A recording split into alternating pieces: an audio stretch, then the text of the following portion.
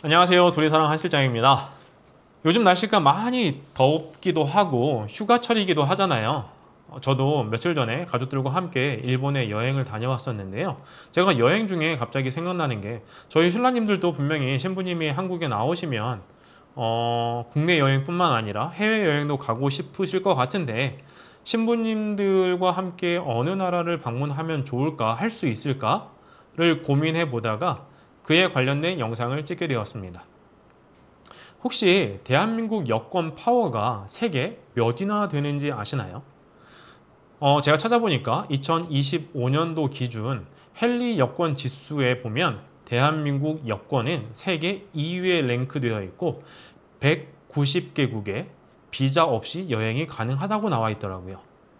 반면에 베트남 여권은 세계 84위에 랭크가 되어 있고 51개국에 51개국 또는 지역에 비자 없이 입국이 가능하고 또는 도착 비자로 여행이 가능하다라고 나와 있습니다.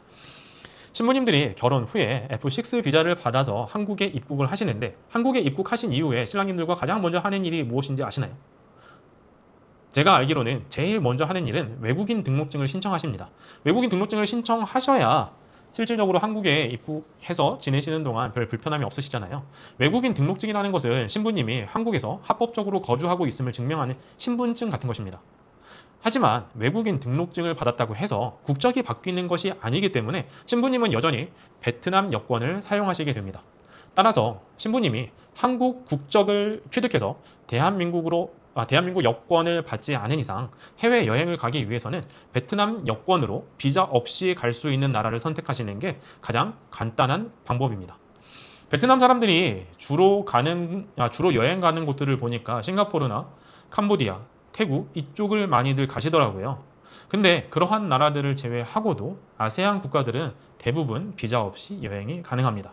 예를 들어서 캄보디아 같은 경우는 30일 동안 비자 없이 여행이 가능하시고 라오스도 30일, 말레이시아도 30일, 미얀마 14일, 필리핀 21일, 싱가포르 30일, 태국 30일, 브루나이 14일 등이 있습니다. 특히 한국 분들이 휴양지로 많이 찾는 필리핀이나 태국, 캄보디아, 싱가포르 모두 다 비자 없이 입국이 가능합니다. 이때 준비해야 되는 것들이 있는데요. 여권 유효기간이 6개월 이상은 남아 있어야 되고 외국인 등록증을 반드시 지참하셔서 출국하셔야 합니다. 일부 국가에서는 왕복 항공권이나 숙소 예약증을 요구하기도 합니다. 또한 만일의 사태를 대비해서 여행자 보험을 드셔야 되는데 여행자 보험은 신부님의 이름으로 가입하시는 게 좋습니다.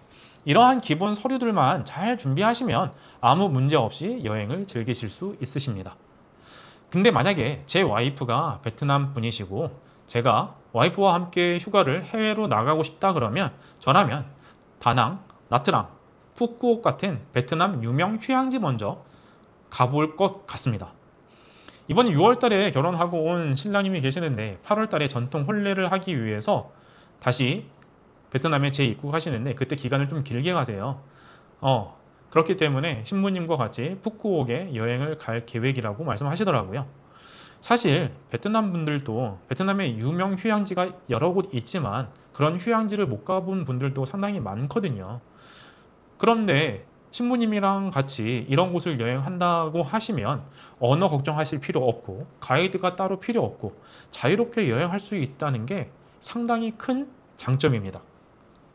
또 다른 조합으로는 다낭과 호이안을 묶어서 가는 패키지 혹은 나트랑과 빈펄 리조트를 이용해서 리조트형 휴가를 즐기는 것도 좋습니다. 좀 더 럭셔리하게 가고 싶다면 푸꾸옥이 신혼여행 그 느낌에 딱 맞습니다. 그리고 베트남 외 국가로는 태국의 푸켓이나 파타야 아니면 싱가포르 그 도심 여행도 좋고 필리핀의 세부나 보라카이 같은 곳도 여행하기에 아주 좋은 곳입니다. 한국 사람들이 자주 가는 일본이나 중국에 혹시 가고 싶다 그러면 불가능한 건 아닙니다. 하지만 준비해야 될 서류가 있죠. 왜냐하면 비자를 신청을 해야 되니까요. 예를 들어서 일본 같은 경우는 비자 신청을 하기 위해서는 신부님 여권이나 여권 사진, 그 다음에 혼인관계 증명서, 재정 서류 같은 것들을 준비해서 대사관에 신청하시면 되고, 중국 비자도 비슷한 방식이지만 준비 서류가 약간의 차이가 있고, 그 다음에 처리 기간에 조금 차이가 있습니다. 혹시 저희 신라님들께서 이러한 곳들에 여행을 하고 싶으시다 그러면 저에게 연락 주시면 제가 준비해야 되는 서류에 대해서 좀 더 자세히 설명드리도록 하겠습니다.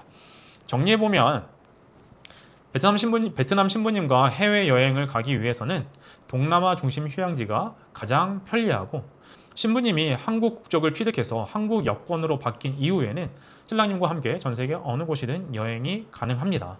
그러니 그때까지는 신부님과 행복한 결혼 생활을 즐기시고 국내에도 가볼 곳들이 많이 있잖아요. 그런 가까운 곳부터 여행을 하시면서 행복한 시간들을 많이 보내시는 게 좋을 것 같습니다. 마지막으로 저희 둘이 사랑은 영상 맞선을 진행할 경우에 신랑님께 어떠한 추가 비용을 요청하지 않습니다.